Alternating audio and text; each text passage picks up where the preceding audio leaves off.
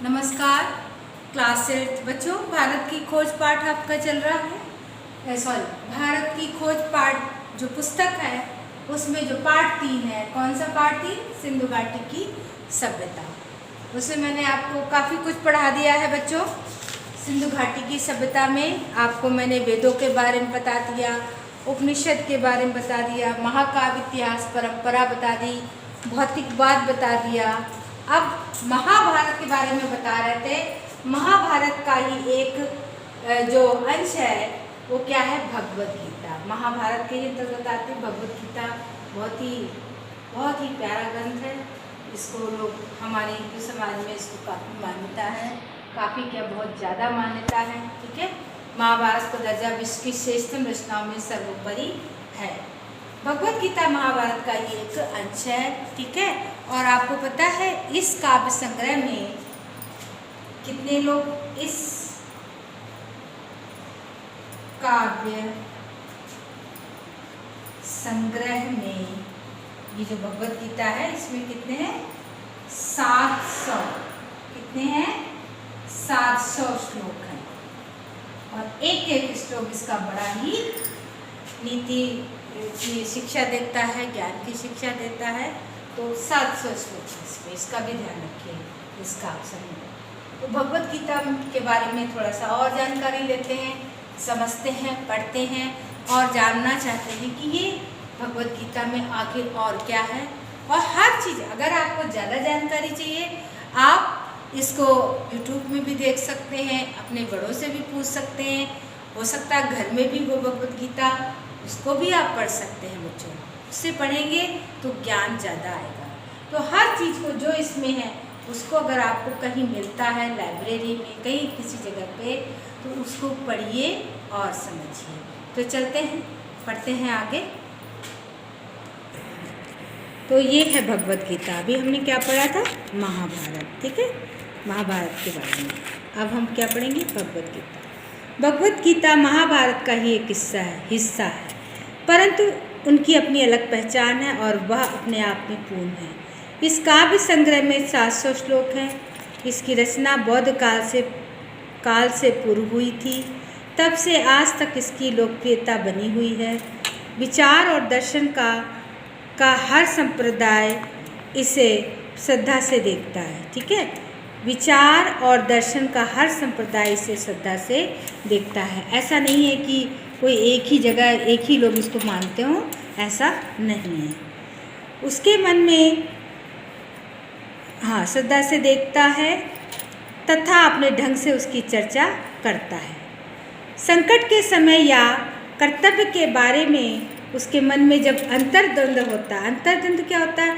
मन में लड़ाई होती है। अंतर मन में, यानी कि हृदय में, मन में जब द्वंद होता है, क्या सही है, क्या गलत है, क्या सच है, तब अंतर्द्वंद उसको कहते हैं। अंतर्द्वंद होता है तो ज्ञान के लिए वह गीता से प्रकाश और मार्गदर्शन प्राप्त करता है। गीता से प्रकाश और मार्गदर्शन, प्रकाश मिलता है, एक जानकारी और मार्गदर्शन प्राप्त करता है गीता को पढ़ के। आधुनिक युग के विचार और कर्म क्षेत्र के नेताओं जैसे तिलक, अरविंद घोष, गांधी, सभी ने अपने तरीके से व्याख्यान की है। गांधी जी ने इसे अहिंसा में अपने दृढ़ विश्वास का आधार बनाया है। किसको?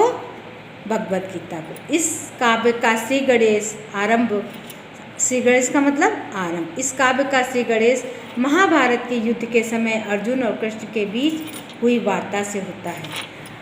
अर्जुन और कृष्ण के बीच जो बातचीत होती है, जो बात होती है, आपको कहानी भी शायद पता होगा। देखिए, अभी आगे देखते हैं, नहीं होगा तो मैं बताऊंगी। महाभारत के युद्ध के समय अर्जुन और कृष्ण के बीच हुई बातचीत से होता है। अर्जुन युद्ध भूमि पर अपने सगे संबंधियों, भाइयों आदि की मृत्यु के विचार से दुखी होते हैं। वह युद्ध का त्याग करना चाहता है। ये चाहता है शब्द मेरे थोड़ा दिमाग में कम जा रहा है, चाहते हैं। तो कोई भी जो ज्ञानी पुरुष हैं, जो भी बड़े हमारे इतिहास में हैं, उनमें चाहता शब्द थोड़ा ऑड लगता है। तो युद्ध का त्याग करना चाहते हैं। उनकी आत्मा उसे कचोटती है। तब भगवान कृष्ण उसे कर्म के विषय में उपदेश देते हैं। यहाँ आपको पता है कि जब युद्ध हुआ तो दुर्योधन और इधर क्या था? अर्जुन, यानी युधिष्ठिर, युधिष्ठिर, अर्जुन, पांचों पांडव, और पांडवों के साथ कौन था? कृष्ण। और कृष्ण की सेना किसके साथ थी? दुर्योधन। इसकी भी बड़ी लंबी कहानी है। दुर्योधन अपने आप को बड़ा समझदार समझता था। उसने क्या किया कि अर्जुन तो भगवान है, वो कहता था आप तो सबका साथ देते हो, हमने सुना, और आप पांडवों की तरफ हो। तो उन्होंने कहा कि ठीक है, कल आ जाना। तो एक बार दोनों लोग गए। कौन कौन? युधिष्ठिर और दुर्योधन। तो जब गए तो श्री कृष्ण भगवान सो रहे थे। श्री कृष्ण सो रहे थे तो दुर्योधन क्या किया, जल्दी जल्दी गया और उनके सिरहाने बैठ गया। उसने सोचा जैसे ही आँख खोलेंगे तो सबसे पहले मुझे देखेंगे, तो मैं उनसे सबसे पहले वरदान मांगूंगा। युधिष्ठिर उनके चरणों की तरफ बैठ गए। जब आँख खुली तो सबसे पहले उन्होंने किसको देखा? आँख खुलती है तो हमेशा आप ऊपर एकदम टंग के थोड़ी देखेंगे, पीछे की आगे की तरफ देखेंगे। तो उन्होंने युधिष्ठिर दिखे। तो सबसे पहले उन्होंने युधिष्ठिर से कहा कि तुम वर मांगो। तो युधिष्ठिर ने वर मांगा, ठीक है। तो इस तरह से चला। तो उसने सबको किसको मांग लिया? कृष्ण को मांग लिया, कृष्ण की सेना को मांग लिया। और युधिष्ठिर ने क्या मांगा? कृष्ण को मांगा। इस तरह से जिसके साथ भगवान है उसके साथ तो आपको पता ही है। तो इसलिए जब वो मोह भंग के लिए जब वो सारथी बने थे, कौन? अर्जुन। किसके? अर्जुन के सारथी कौन थे? कृष्ण। तो कृष्ण जो उनको समझा रहे हैं, गीता में जो श्लोक है वो यही बताते हैं कि उन्होंने यही कहा कि ये सब कुछ क्षण भंगुर है, ये आत्मा कभी नहीं मरती, इसलिए तुम युद्ध करो। मैं थोड़ा सा आगे और बताऊंगी, ठीक है। भाइयों, आज के मृत्यु के विचार से दुखी होता है, वह युद्ध को त्याग करना चाहता है, उसकी आत्मा उसे कचोटती, उसकी आत्मा उसे धिक्कारती है कि अपने ही भाई बंधुओं से मैं लड़ाई करूं, ऐसा कैसे हो सकता है। तब भगवान कृष्ण उसे कर्म के विषय में उपदेश देते हैं, साथ ही जन्म मरण के बारे में भी बताते हैं। इस निजी बातचीत से हम एक एक करके व्यक्ति के कर्तव्य, सामाजिक आचरण, मानव जीवन में सदाचार और आध्यात्मिक दृष्टिकोण जैसे की ओर बढ़ते हैं। इससे मनुष्य के विकास के 3 मार्ग ज्ञान, कर्म और भक्ति के बीच तालमेल बिठाने की कोशिश की गई है। गीता में जीवन के कर्तव्यों के पालन के लिए कृष्ण कर्म को श्रेष्ठ माना गया है। अकर्मण्यता की निंदा की गई है। अकर्मण्यता मतलब जो लोग काम नहीं करते, अकर्मण्य है, बिल्कुल कहते हैं ना, काम ना करने वाला व्यक्ति कहता है कैसा होता है? अकर्मण्य होता है। और इस बात पर बल दिया गया कि कर्म तथा जीवन को ही समय के उच्चतम आदर्शों के रूप में मानना चाहिए, क्योंकि ये आदर्श समय समय पर अपने आप ही बदल जाते हैं। युग धर्म के अपने आदर्श को हमें हमेशा ध्यान में रखना चाहिए। गीता का उपदेश ना तो सांप्रदायिक ना ही किसी विशेष विचारधारा वाले लोगों को इंगित करता। गीता का उपदेश ना तो सांप्रदायिक है, धर्म से संबंधित नहीं है। गीता का उपदेश सांप्रदायिक होता है, किसी एक धर्म की बात करना। यहाँ पे जो धर्मगत बातें होती हैं वो सांप्रदायिक, धर्म से संबंधित बातें उनको कहते हैं सांप्रदायिक। तो गीता क्या है? उपदेश देती है कर्म की, और कर्म किसी एक संप्रदाय की का अधिकार नहीं है। कर्म हर जगह, हर धर्म में कर्म ही महान है, और हर धर्म हमें कर्म करना ही सिखाता है। तो वही चीज़ यहाँ गई। गीता का उपदेश ना तो सांप्रदायिक है और ना ही किसी विशेष विचारधारा वाले लोगों को इंगित कर, उसकी तरफ उनका इशारा नहीं रहता। इसकी दृष्टि सार्वभौमिक है, सार्वभौमिक, सब तरफ, सभी दिशाओं में सभी लोगों के लिए ये गीता लिखी गई है, बोली गई है। इसमें कहा गया है कि सभी रास्ते मुझ तक जाते हैं। विराट रूप दिखाया था श्री कृष्ण ने, किसको? अर्जुन को। तो उन्होंने कहा कि मृत्यु के बाद या जो भी कुछ है, सब रास्ते किसकी तरफ जाते हैं? मेरी तरफ जाते हैं।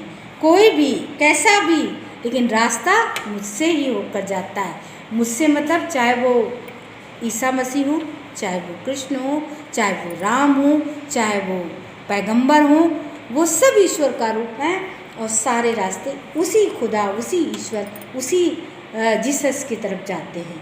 अपनी इस सारता के गुण के कारण ही गीता सभी वर्गों और संप्रदायों के लोगों के लिए मान्य है।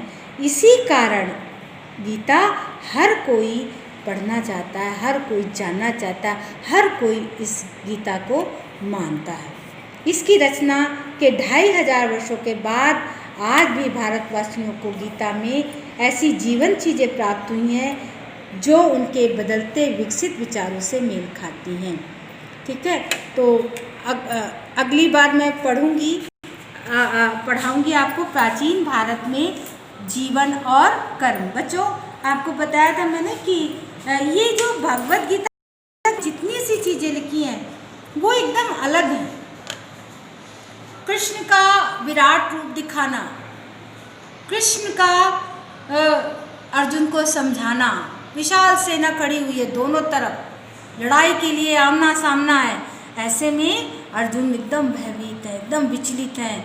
वहाँ मेरे गुरु द्रोणाचार्य, कृपाचार्य और कौन खड़ा है? भीष्म पितामह खड़े हैं, जिनकी गोद में मैं खेला हूँ।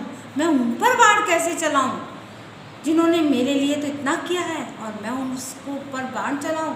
तब कृष्ण समझाते हैं कि ये आत्मा अजर और अमर है। आदमी मृत्यु तो हो जाती है, लेकिन आत्मा, शरीर नष्ट हो जाता है, लेकिन आत्मा कभी नष्ट नहीं होती है। और उन्होंने कहा है कि सारे रास्ते मुझ तक जाते हैं। और बहुत सुंदर विराट श्रृंखला है ये बेटा। अगर आप चाहो तो महाभारत में भगवत गीता को आप देखिए, पढ़िए, घर में अपने बड़ों से पूछिए, आपको बहुत अच्छा लगेगा। ठीक है, नमस्कार।